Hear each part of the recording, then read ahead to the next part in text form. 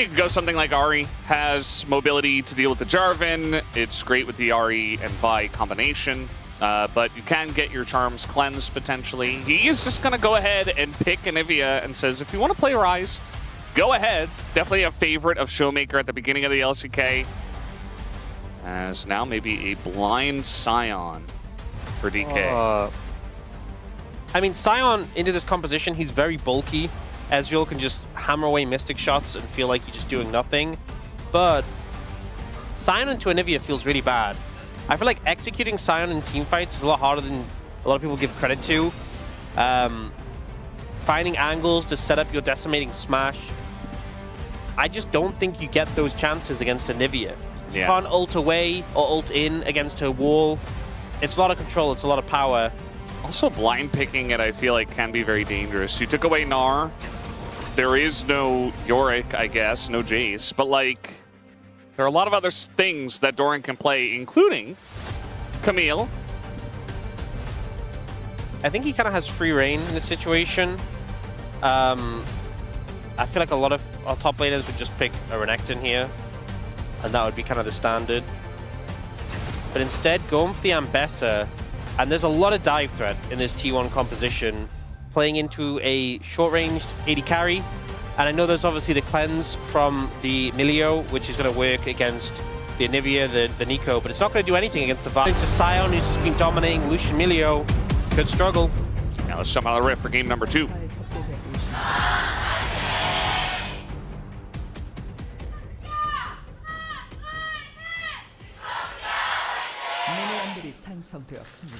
All right, here we go. Match 59 and then match 60 later on today will be the home front for Kium DRX up against Home Life Esports, the second match over there in Vietnam. So interestingly, we see Faker going for Electrocute. We've had a lot of Deathfire Touch in the mid lane. Showmaker going for that, of course, on the Victor. We'll see how that impacts some of these early trades. We've seen Lucian Milio be so strong, but I feel like lane is the point where it can be variable in strength. I do think in this matchup specifically, if you're avoiding these skill shots, you have a lot of burst trading power.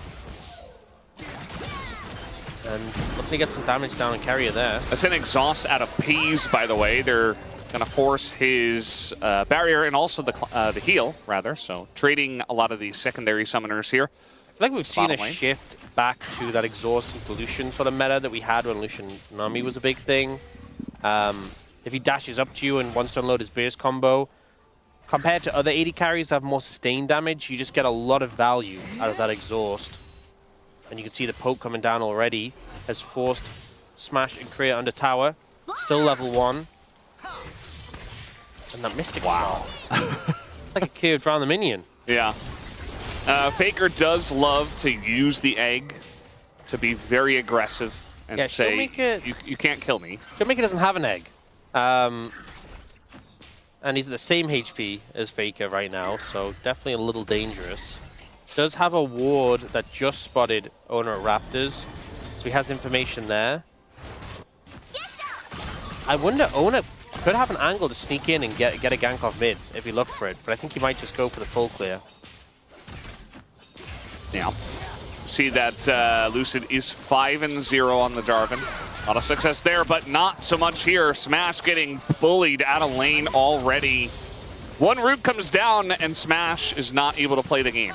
I think this is the difference between an Ezreal Nico with Pays and Carrier compared to other Ezreal Nikos we've seen. We've definitely had some of them really struggle. The skill shots haven't connected, the pressure hasn't been there. Particularly against enchanters, who can kind of sustain a good amount of your poke. If you're not reliably hitting it, it just gets negated by the shields of Milio, for example. But here, Pays and Carrier have been putting down the pain and really making Smash suffer. Owner was spotted running into the jungle, obviously, there. Faker still trading aggressively, but it does look like Showmaker was able to heal up a little bit. That's one of the annoying things with the Deathfire Touch. So I'm trying to recall, I'm just getting interrupted again and again and again. Does get a TP in now, though. There's a lot of wards that are spotting Owner all around the map. They did a good job of tracking him. Not letting the Vi necessarily get off some early ganks. Just throw a control ward down there, so we'll see if Lucid gets spotted on that later. Gets spotted there by Owner. By Doran, sorry. Nice trade here from Smash. It's kind of what you have to do. You can't just sit back and get poked out by Ezreal Nico and kind of just lose the lane that way. And he's not really that far behind in terms of CS. It looks like he is down about a wave once FaZe does pick this one up, but you know, able to get a longsword, able to do a bit more damage here in the lane. Certainly going to help out. Yeah, and Carrier went for a confident buy with the Amp Tome. Didn't get a refillable, so is forced to reset here. And is now looking for a play mid. They've spotted Lucid. Hard to punish a Jarvan in this situation, though. Yeah, just a bit of punching each other. Hey, I used that emote. The Mundo one? Yeah, with the two little batons? I don't even really know what he's holding. Well, I'm sure we'll see it again. You would think they would be cleavers, but... I'm sure we'll see it again during this game. And we can assess Maybe. it. Some of our players like to emote more than others. I do love the Canyon with the scared Yuumi. We've seen a good amount. That's been a bit of a classic. Or Rich with the sad Bumblebee. Bit of a public execute here up in the top side, but mostly just trading under right outside the turret as the ult comes out from Xiu, but the dashes of the Ambassa get away from that. Xiu is still getting in there. The shield does a ton of damage. Flash has to be used by Doran. And once again, the Ambassa not finding too much luck early on. Yeah, and that's considering Doran had more item, like gold value in his inventory. It's a Coldfields against Bramble Vest. Obviously, the Bramble Vest great in this matchup, but not really a good omen. Obviously, we see Ambessa really spike on that one item, but she was just doing a good job of soaking up the damage, being ready with the shield, and able to turn the trade around.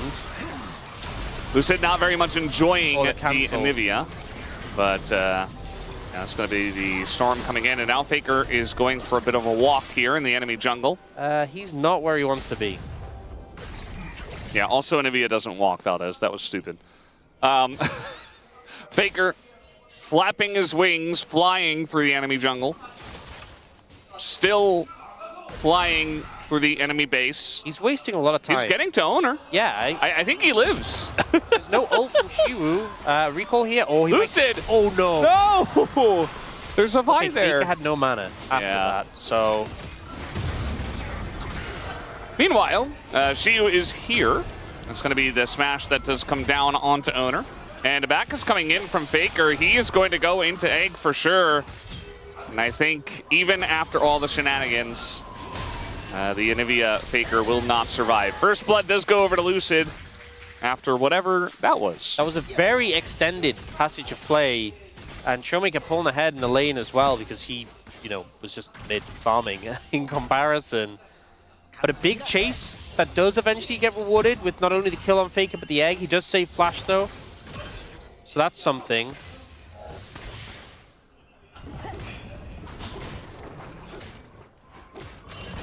Yeah, a bit chaotic. Yeah, just that weird play. And the Skull Crab doesn't look like it was taken down there on the bottom side of the map. Unless we did have a respawn. But no Drake going to be coming in here. I feel like we've had so many ebb and flows in this bot lane. I mean, not actually because Nami's not here, but in terms of the momentum. Korea get chunked out heavily here. I think it just shows how volatile this matchup can be. Oh, no, now looking for Lucid. I mean, Lucid could maybe try to smite that and get away, but he's not going to stick around. There's no pry on mid, none in bot. And Owner says, you know what? I'll take the dragon too. Yeah, I just don't think you want to get stuck in melee range against a Vi. Especially as the bot lane had prio, Faker's moving as well. They have complete control in this area. So it should be a pretty free pickup of this dragon. Yeah, kind of just picking that one up without a hitch. We do have Ocean Drake on the way next. This Carrier is just being annoying, trying to stop backs and all that. Doran seems like he's doing just fine up in the top side. Yes, he did have to flash, but he's almost got that back. And Mbessa, before her first item, not exactly super strong anyways, so eventually he'll get there. Yeah. Obviously, we've seen Korea. Okay. Pop Blossom as Keria kind of gets baited into a wonky spot.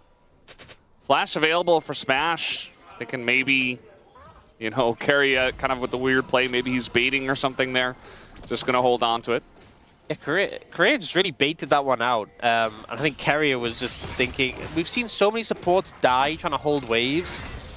It's been kind of a common trait of some of our LCK supports.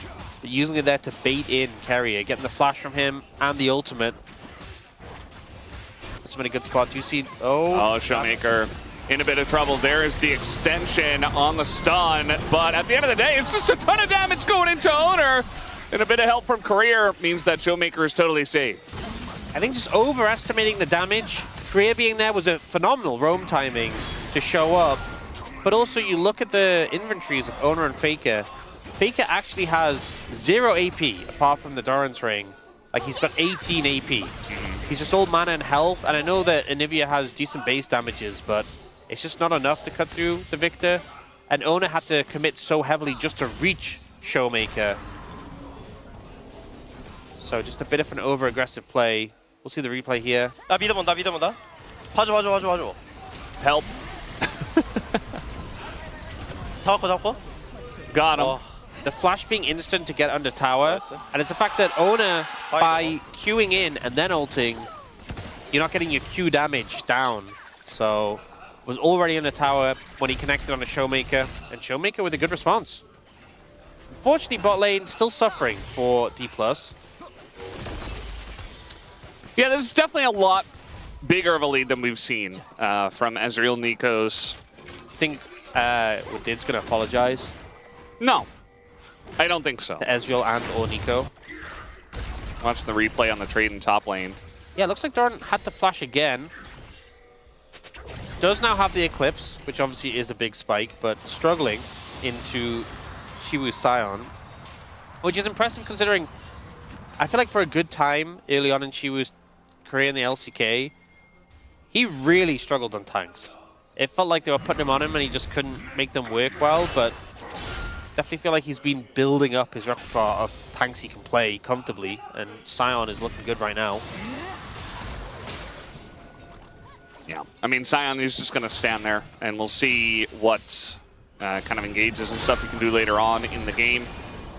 Storing gets that Eclipse, and it's making life a little bit more annoying for Shiu.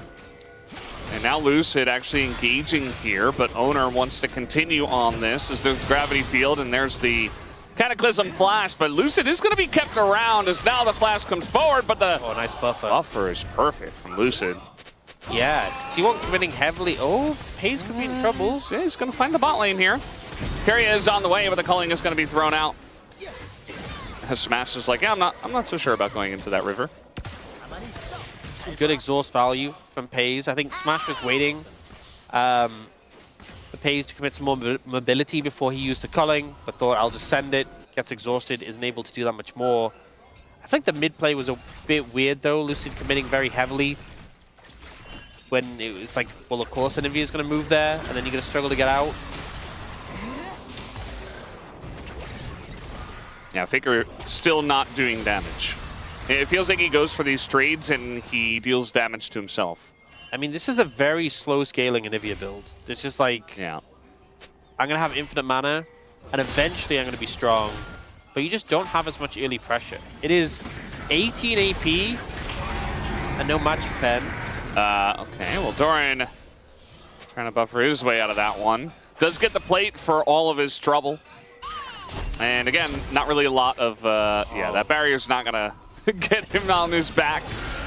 Meanwhile, once again, we're trading up here in the top lane. There's another smash. I mean, Shu has flash advantage, could look for it, but not gonna force it. Yeah, I think a bit too much health in Doran and cooldown's coming back up. Okay, they get the recall off, actually, this time. And Smash gets Essence Reaver, which is honestly big for the Lucian, because I feel like so often you're gated by your mana. No longer going to be a problem. more likely going to be gated by your health after you get hit by 17 skill shots in a row. Yeah. Because I feel like FaZe and Carrier kind of been on fire here. Now, Lucid tries to go for the smite steal there. Does make his way in, but isn't able to find it. And it's a Chemtech soul again. Game 1, I think it was fine. You know, we had a Seraphine. Not that the Seraphine was able to really get any value out of that. FaZe going to find himself face-to-face with Lucid. But Lucid kind of just walks it off. I mean, Chemtech soul with a Scion would be kind of crazy, and Besta as well. But yeah, it's no Hextech.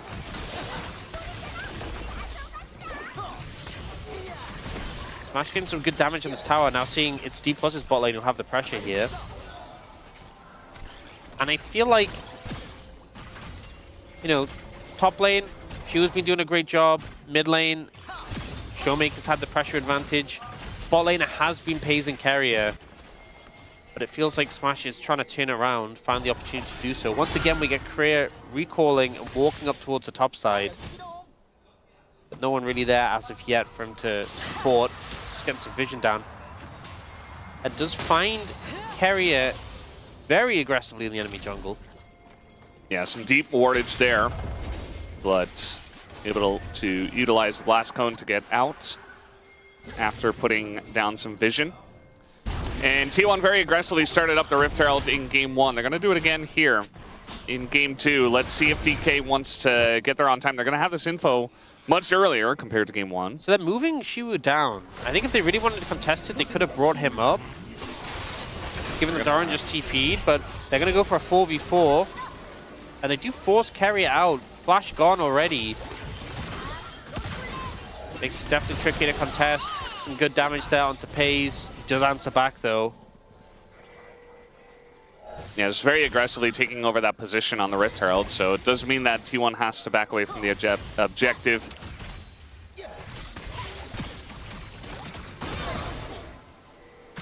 I think both teams just kind of feeling each other out in this one. And now here we go once again. Faker is going to beat this one in, but Lucid is here as well. And again, Owner in a bit of trouble, has to flash away, and now he's in the Cataclysm with no help from his side.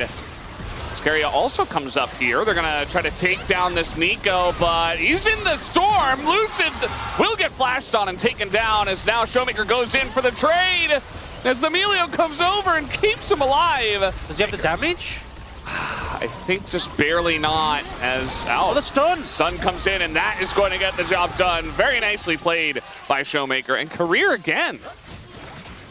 So well played from Showmaker there to put down the stun as the Anivia was going to come back from the egg to get the timing to get the last kill. And he is just possessed right now on this pick, getting so much damage down across that fight. The Deathfire Touch and the Blackfire Torch combo just burning all of T1. We try to contest him. It was a bit of a weird setup from T1. You know, you saw the logic behind the initial play from Owner, but the damage, the follow-up just wasn't really there, and then Carrier kind of just face-checked. They will try and set up on this Herald now, though, banking on the recall timers off DPLUS. We do see them move over to respond. Remember, no flashes on Owner or Carrier. Yeah, this seems very aggressive from the side of T1. I'm not sure if you get away with this, but they are going to find Career, who is now basically not a champion. Owner going to get the Rift Herald kill. Did not get the eye just yet. Shu trying to frontline here. It looks like T1, they're just going to not get the eye. They can't approach. And Shivu is so tanky already. Oh, Doran's going for it. Yeah, and he might just be able to dash his way in. And one more dash. There it is. Picks it up, uses it immediately. Trying to get into the action. Herald is going to miss the ult, but now losing in an awkward spot. And both the junglers are going to hit the ground. Storin is going to hop into this one, but now Smash going to get knocked up by the Rift Herald, who is just spinning around and getting so much value on those knockups. It's insane. And the Ambessa is running wild in the back line. As Showmaker now all alone, trying to just poke out FaZe and Carrier. And even Doran now getting pretty low. Shu at least able to get that kill, but a stun lands on a Showmaker. And the engage code comes out from Nico from Carrier. And it's going to turn it in favor of T1. T1 just pulling magic out of nowhere with that team fight that honestly it felt like they had no right really to win. Down a lot of summoners, Showmaker being so strong, DPLUS having control of the area. And I mean the big factors here, the biggest factor is honestly just Doran. He goes for this crazy play to pick up the eye that honestly just seemed a bit suicidal. It was like, surely he's going to go down here, but his plan was obviously the combat Herald. But they get chunked out heavily. Owner ends up dying before the Herald even gets played. But like, the value that Doran ends up getting, he doesn't initially grab the Herald. He actually waits until it looks for the ult, doesn't connect. But then here, goes into it, and he knocks Smash so up. silly. So he gets Smash, then he gets Scion, then he gets Milio, then he gets Smash again. He hits him twice and then just instantly cleans up the bot lane. Which did so much for T1 in this fight.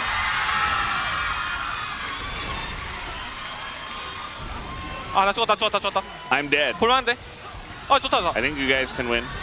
And the timing 나이스. from 나이스. Carrier. 캐리어. The timing from Carrier on the ult for the blast cone was just perfect. You can even see like the animation didn't line up. Oh, Lucid trying to start something here on a carrier, but more members of T1 than he expected. But here comes Smash doing a bunch of damage to Owner. In a lot of trouble, but actually Pay's able to get the kill onto the Jarvan.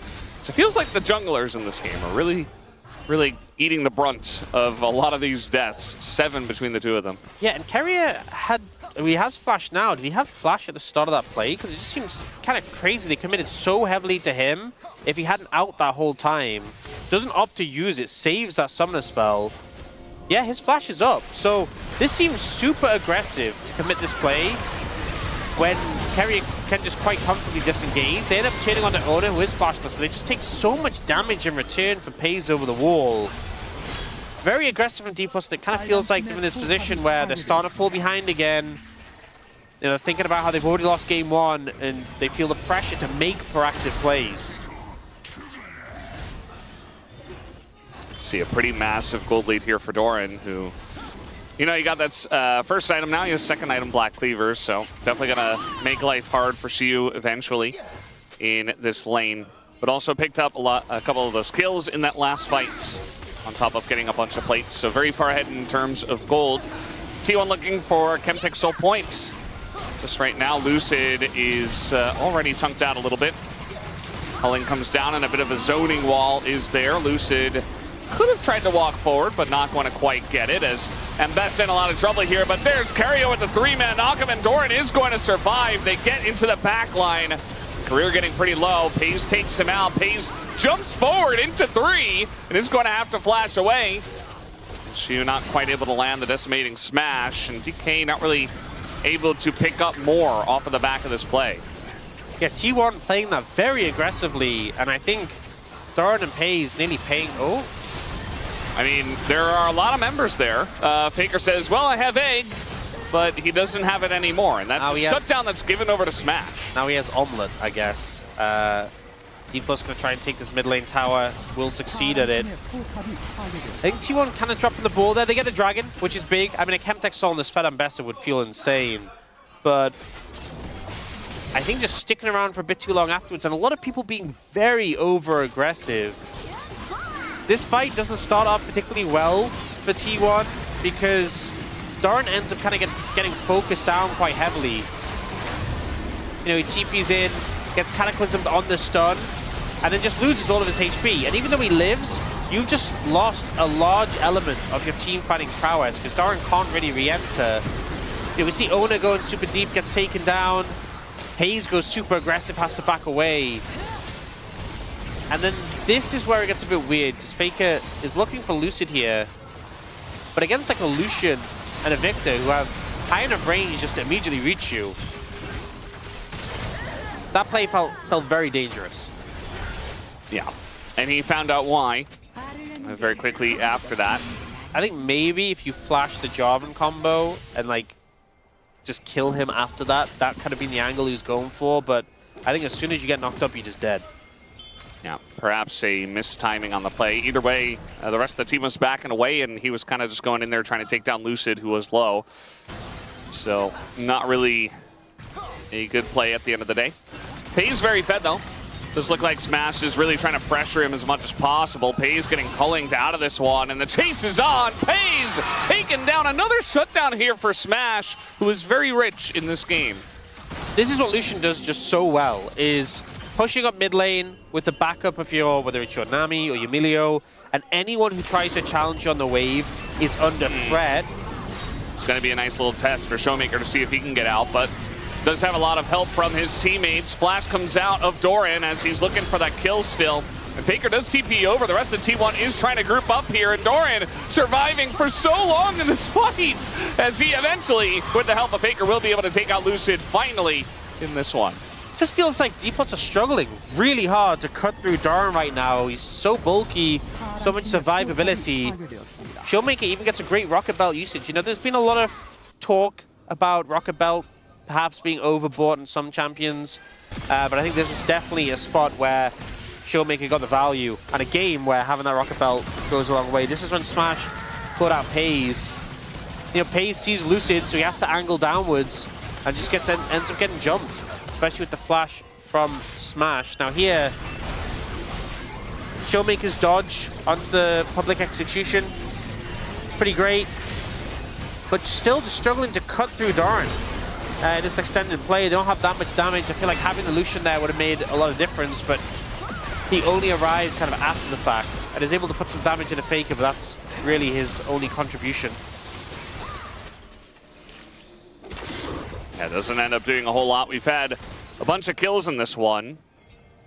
Already up to 21. Think about how strong the Ambessa, how tanky she's been. It's a minute until potential Chemtech soul. I feel like that may be a substantial issue if you want to able to get it. Also, interestingly, we have the Gluttonous Greaves from both Smash and Pei's. Not glutinous. No, Gluten-free? These are the gluten-free versions. Oh, okay. Yeah. Gluten-free Greaves coming through from Pei's and Smash for that extra Omnivamp.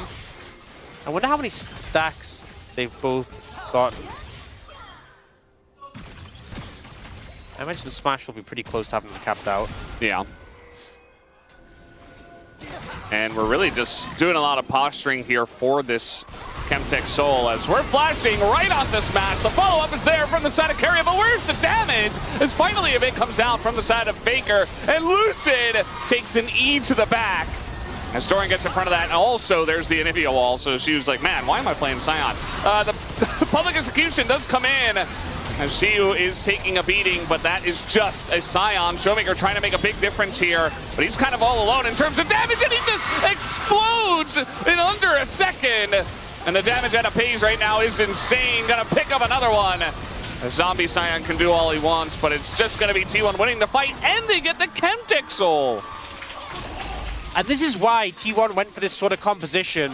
Ona, he might be 0-6-7, but he ults in onto this short-range 80 carry, and he does his job.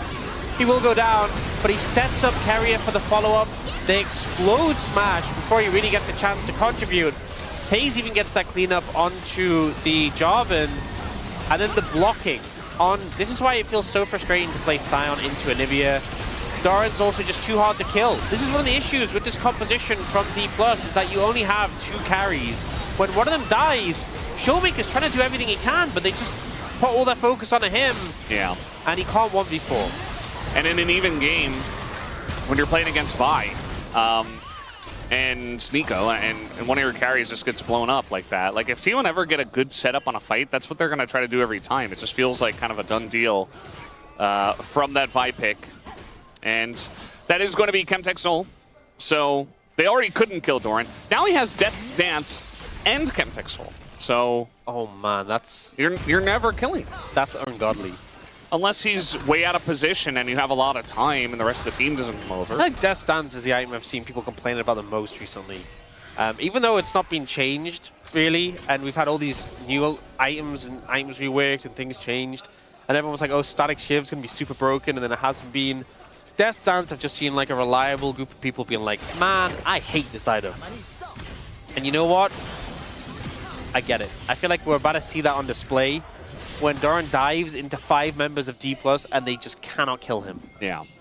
That feels like the state of the game right now. We do see Smash working towards his presumably LDR. I mean, honestly, could be Mortal Reminder with the amount of healing that is going to come through from Doran. But Doran is level 18, by the way, as well. Yeah. And you can go to level 20 now. So he's got some more room on top of that. To level 17 here. And they're going to engage onto Ambessa. Yeah, I don't think that's going to work, guys. I don't think that's the play. The Cataclysm and Culling is used. And T1 just says no. Yeah. I guess we're maybe just trying to fish for something. Maybe try and force Doran's flash in that situation. But ultimately, don't really get anything from it. Nothing really huge to play for right now on the back of those cooldowns. But with Eldarin closing in on 4 minutes, a little bit less than, definitely a concern. Smash picks up the Mortal Reminder. So 4-item Lucian is strong, to be fair. But him being able to survive and function these team fights is the concern, especially because Showmaker has picked up a Seeker's Arm Guard. And they were already focusing Smash. Yeah. But now, you know, the effect of the Seeker's Arm Guard is they're definitely going to be ulting Smash. So, have fun. Yeah. There's a lot of pressure on Smash. You know, his boy Reckless is here watching. And besides that, he's playing against one of the best bottom lane duos. And he's kind of... I'm playing against his old team. Yeah, his old team. He has so much of the onus to try to carry this game and try to survive. He is going to get flanked and ulted and blown up immediately from 60% health. And just like that, I mean, Showmaker's also low. Like, you just can't do anything. Doran has a gigantic shield from the TP. And I don't think they're even going to get through that. I just don't see it happening. As the flash comes in, Showmaker able to rocket belt over the right side. And that at least is going to get him to safety. But it just feels like DK don't have an answer. They're not even that far behind on gold. It just doesn't matter. The setups from T1, the target selection onto Smash, doesn't get to play the game, doesn't get to press his summoners, just gets exploded. And you lose that Lucian. That, honestly, very strong Lucian. 4 items. You just don't get to play the game. Showmaker can't do enough. He is fed, he is strong in his own right, but can he kill 5 members of T1, including this incredibly hard to deal with Ambessa? Well, the answer is definitely no. And I think, even though it's not a major gold lead, with how these fights have been going, it just seems so hard. Yeah. This is a great angle from Carrier looping in from behind. The TP coming through as well. Ult on a Smash, Pop Blossom. The ult from the Ezreal does so much damage as well. Yeah, bit of a tough one. And then Doran's health bar just doesn't move, if we're being real. The only thing that moves is the amount of shields he has. Yeah. That fluctuates.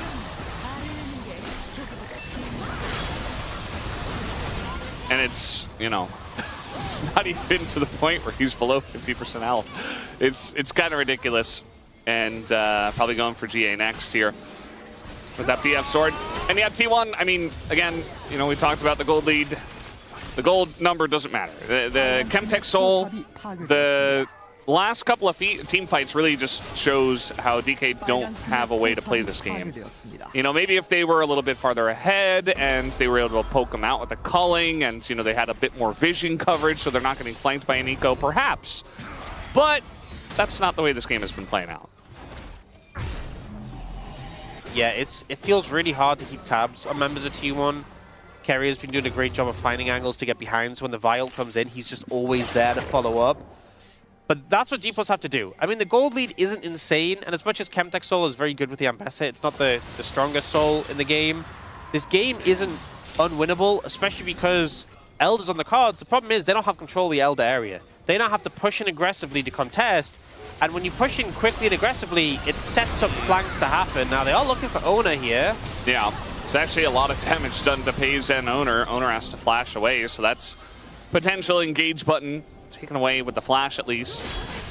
Doran says, well, I'm going to get some revenge as they're trying to kill him. That's going to be the miss on the ult here, and Doran just kind of walks it off. Here comes the Scion. Doran this time will be forced to flash away, gets a big shield, goes back in on a smash, and eventually they finally get him. Both top laners are taken out in the trade. This is big for DPLUS. T1 don't get their consistent engage. We've seen them find a recall stop as well. They could try to get back in with a TP. And now DPLUS are the ones who control this area. They're looking for more. They want to try and find Vi. But Carrier once again is flanking round behind. They've spotted him.